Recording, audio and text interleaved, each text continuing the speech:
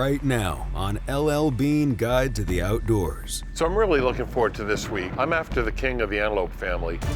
Eland is probably one of the spookier animals we have in Africa. They can see incredible. I'm also after a lechwe. If you see a lechwe bull, it's a very impressive trophy. We might be in for a long walk. I knew this was going to be a hard hunt. All eland hunts are hard, but it's such a great trophy that it's worth it to spend good time on trying to get a nice bull. He's looking straight at us. Yeah.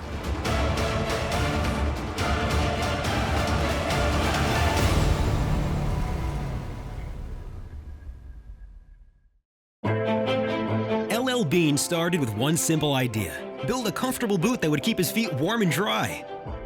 Well, necessity became the mother of invention, and the Maine hunting shoe was created. What followed was a legacy that would span a century. And little did he know that the boot he made for himself would still be made the same way 100 years later. LL Bean has grown to become the worldwide resource for all who love the outdoors. So join great-grandson of LL Bean, Bill Gorman, and discover your adventure with LL Bean's Guide to the Outdoors.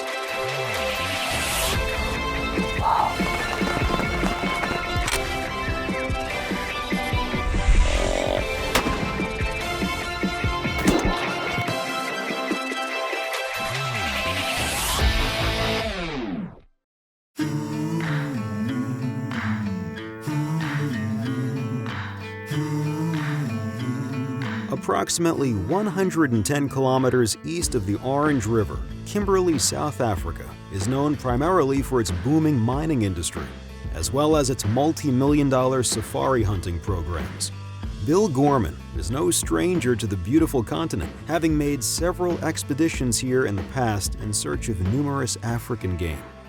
This week I'm in Africa. I mean, it's a beautiful place to be. It's always been part of me. From my first trip in 1998, I think this is my 7th or 8th trip over here. This in and of itself is going to be pretty cool because I'm after the king of the antelope, which is an eland. I mean, the biggest of the family of, I believe there's 121 species, and they'll range upwards of 2,200 plus pounds. I'm also after the lechwe. I've hunted them in Zambia in, I believe, '03, where I got introduced to the Kafue lechwe, which is an incredible animal. But this is a red lechwe, similar horn structure, so different colorations. And again, it's an animal I really admire, so I'm looking forward to it. So this week, I'm really looking forward to hunting with J.P. Kleinhans here in Africa. My name is J.P. Kleinhans. I'm a registered professional hunter in the Eastern Cape province of South Africa. I've known JP forever. I've done several hunts with him over the past 11 years. And you know, it's funny how clients come over as clients and turn into friends. Yeah, Bill is one of those guys, we share the same love for the outdoors. So we're hunting around the town of Kimberley. It's been around for a long, long time. It's a very prominent town in the old Anglo-Boer Wars. And Kimberley is probably best known for the diamond industry. There was a lot of diamond mining in the old days here, and there still are quite a bit of diamond mining in the area.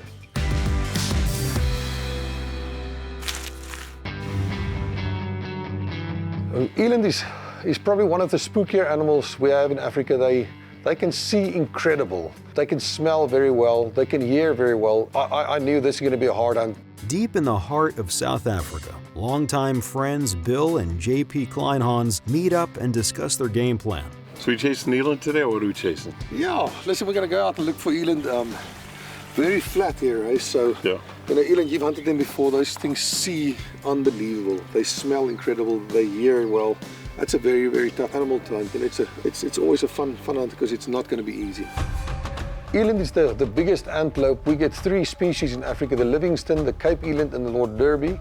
On this hunt, we decided to hunt for a Cape eland. Big body, big shoulders. They've got a long dewlap that you cannot miss, and the ultimate is to try and get a bull that's old enough to where they get this black forehead with a lot of hair in the front. That's a great, great eland trophy if you get lucky enough to find one of those. Eland is probably, as far as I'm concerned, the best meat in Africa. It's very, very good. Yeah, I agree. But we first have to get the eland before we can taste the meat. All right, But let's that'll be a forget it. challenge.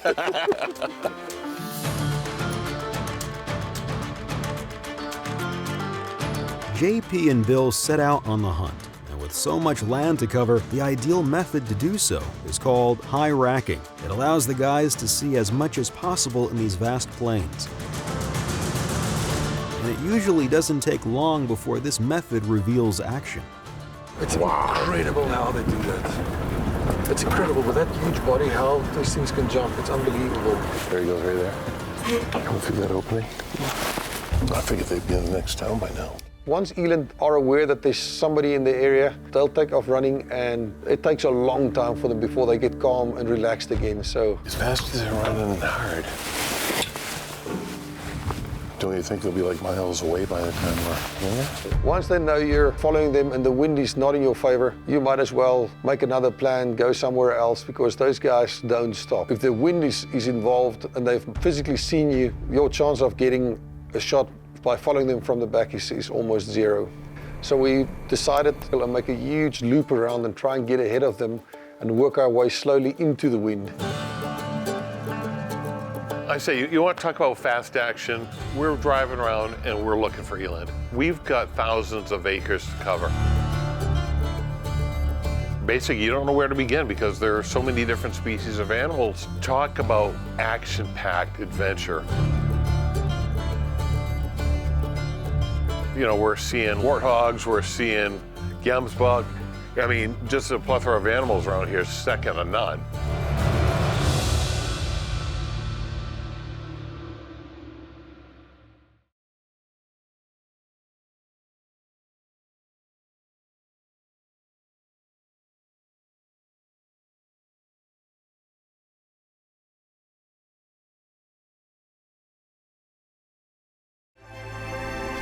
LL Bean Guide to the Outdoors is brought to you by LL Bean. Trusted, innovative, authentic guide to the outdoors. Advanced insulation technology for hunting gear. Primaloft, proven warm even when wet. Mossy Oak.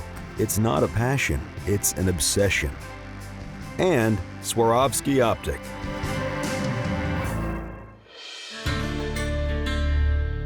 Bill and JP are deep in the heart of South Africa on the search for a trophy eland. The first time we saw these eland, they saw us and took off running hard, and the wind was bad. I knew there's no way that we're going to be able to stay on those tracks and get a shot. Just impossible. They were running with the wind. I thought I saw one good bull in there as they ran past. One big animal. Just saw a glimpse of them. Now the cows, they have horns as well? Yes, sir. All right. Yeah, now the horns, the bull's just bigger bodied and a bigger dewlap. Yep. And the old bulls will get a tuft of hair on the face that the cows won't. So we decided to make a huge loop around and try and get ahead of them and work our way slowly into the wind.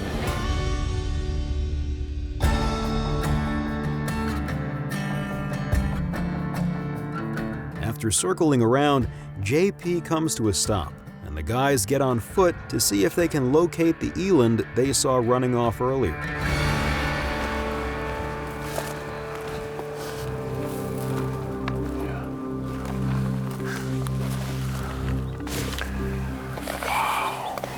So that's brown and white together. White. Come on, please. Yeah, that white looks beautiful. There's one big white man. I saw her. These the legs, Harry. You can just see the legs of them. Yep. After seeing a few different animals, the guys finally catch sight of an eland. But it turns out to just be a cow. And with the wind starting to swirl, it's time to regroup and come up with a new plan.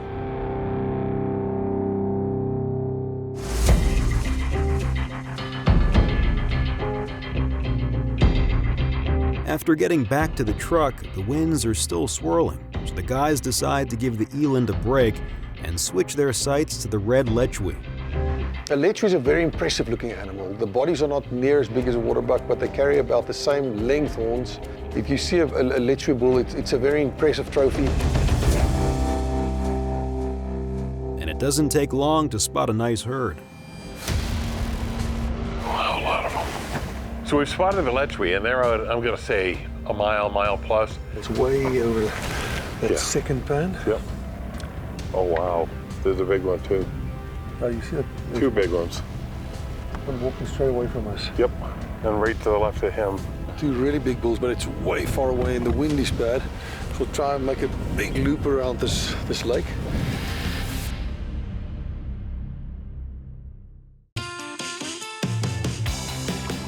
To learn more about your guide to the outdoors, check out our lander page at llbean.com/GTO.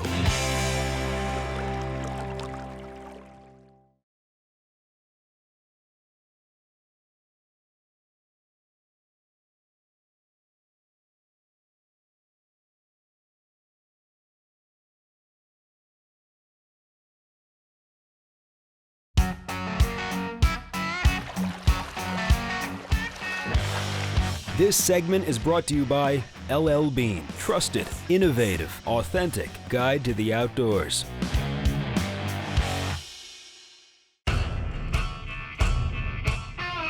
Bill and JP spent the morning chasing the elusive eland.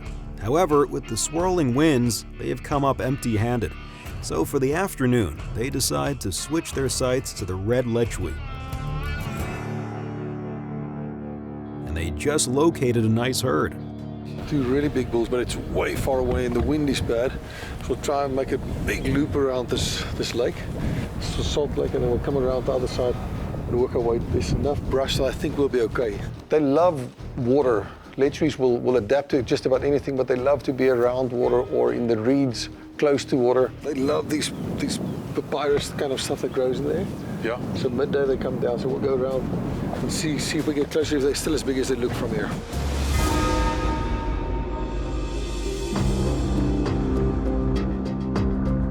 We get into the brush, and basically you beat it all the way down to the last, I'm gonna say we're in 500 yards. We were able to come around this side. The wind is good now. Yeah. And they're still at the bottom. They haven't seen us yet, so we'll try and get close enough for a shot and just have a look at them and make sure that they're good bulls, and then try and get a shot.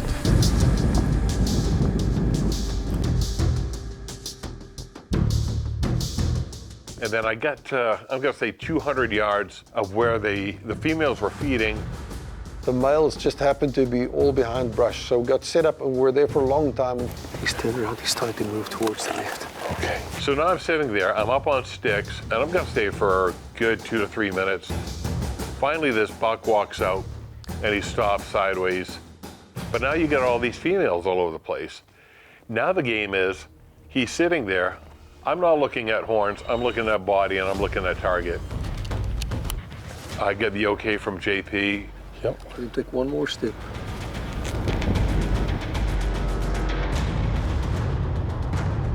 Perfect.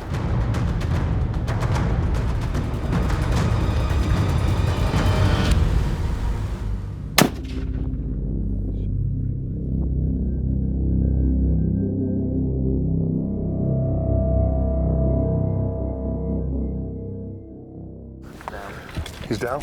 Down right there. It was just amazing. One, that it's such a beautiful animal, but it was there and over so fast. Good job on that. Thanks, my friend. Well done. Wow. We had to wait a while for that, but that's perfect. You had that super high, then you had like, I wish I could have watched him for a few more hours. Bull got a perfect side shot, and we got a nice lechwe. I don't think I've ever had lechwe backstrap. A little salt, pepper, maybe a touch of garlic. Now, there you go. The lechwe just has something over me that it's an amazing animal, and I almost didn't want it to end. Beautiful animals. I can't say thank you enough. Yeah, this worked out good, man. Boy, it's flats. It's tough to get close enough to them, eh? This has been great. I mean, you just made it perfect. Everything worked well. Nice animal, man. Good Thank seeing you. All right.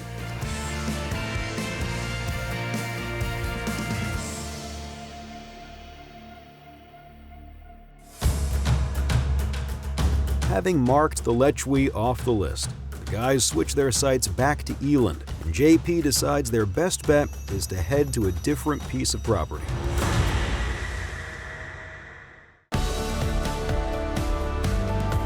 For trailers, behind-the-scenes photos, and everything the GTO crew is up to, check us out at facebook.com/guide to the outdoors.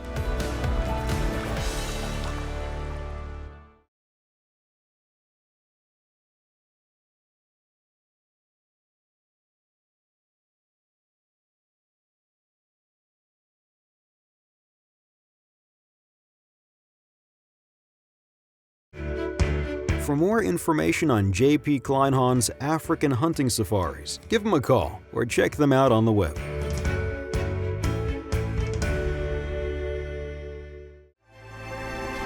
LL Bean Guide to the Outdoors is brought to you by LL Bean. Trusted, innovative, authentic guide to the outdoors. Advanced insulation technology for hunting gear. Primaloft, proven warm even when wet. Mossy Oak.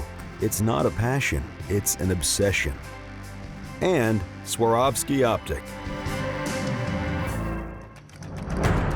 Bill is in South Africa hunting for the elusive eland. After struggling to locate a mature bull, the guys switched things up and successfully targeted a red lechwe. Now with their sights back on eland, Bill and JP have just arrived to a new piece of property that has a lot of promise. So definitely a new location. What are we, about 2 hours northwest of Kimberley? Yes, sir. We've got some great animals on that other property, but we just weren't seeing any big eland bulls there. You know, didn't see a lot of eland and just didn't see any big bulls, so we'll try here and see what we see today. Fantastic. So like anything, you start out on a hunt, and if you're not seeing the animals, you have to get to where the animals are. And we picked up and moved, and We'll see what we do today.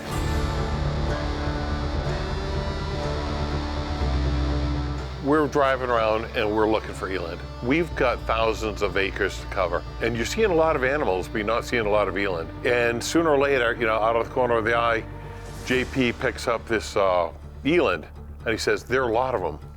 He said, it's amazing. They're probably a little over a mile right now, but what we want to do is stop the truck and just start walking to see if we can get close to them. We saw eland from way away, actually saw little dots moving, looked through the binos, and we spotted a herd of eland, looked them through and saw there's a great bull with them. I was very excited. It looks like bulls, but they're a mile out, and they're walking into the wind like this, so maybe if we can stay down, we should be able to get them to walk past us and come in from the back.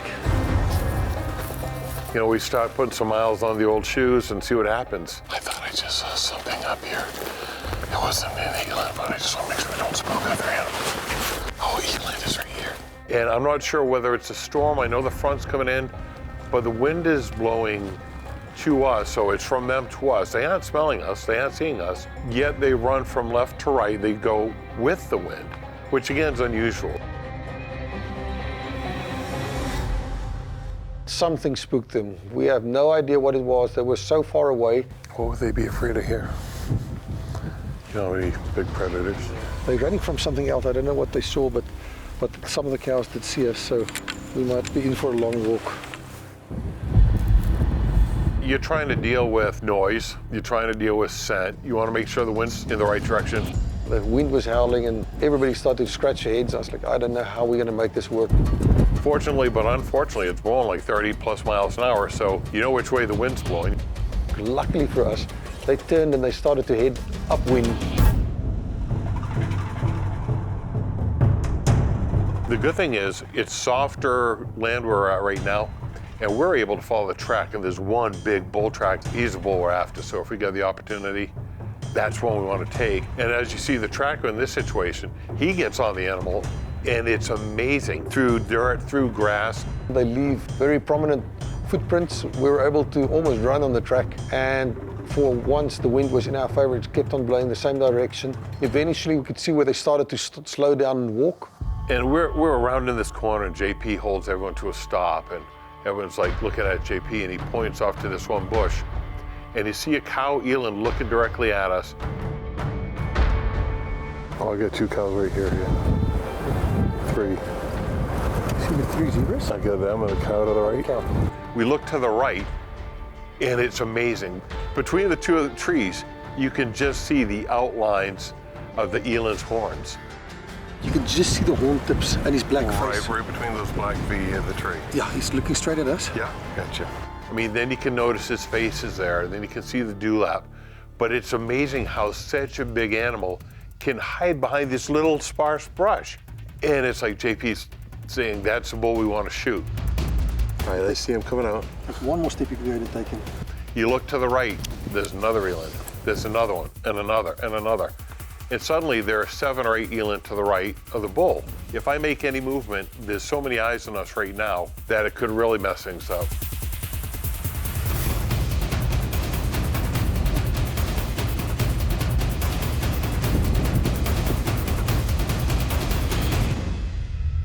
Right there. Right there. Right. Great shot.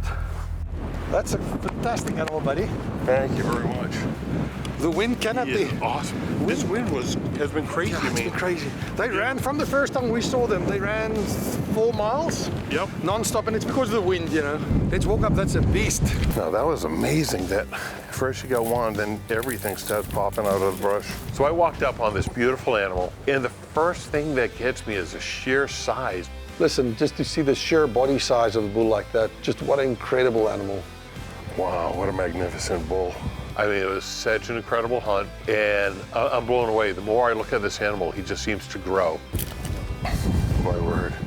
Just the long face, the incredible horns, and I thank God for, gracing us with such a beautiful animal. And then we came around the front and we saw the black hair on the face and these super, super thick, heavy horns that he had. How old do you think this guy is? Well, this is, I would say, at least a 12-year-old bull. Really? Yeah, he's got very nice hair. You know, that's the eland. Big old bulls get that. They get that massive dewlap. Right, it's just hanging down skin. And I mean, this guy's horns are just incredible. It's a very, very nice bull. In the prime, it's a wonderful animal. Yeah, he's absolutely beautiful. So what do you look for in a big eland? For me, I'm saying, all right, size and the horns look amazing. Is that what you look for? Other than you said the hair? Most people, listen, for the record books, the younger bulls, the horns tend to be longer. As they get older, they wear them down. I love it right there where you got the black hair, Yep. shows age, and then he still have good length, and he hasn't rubbed the spirals down yet. So, I mean, this is a perfect example of a great eland bull.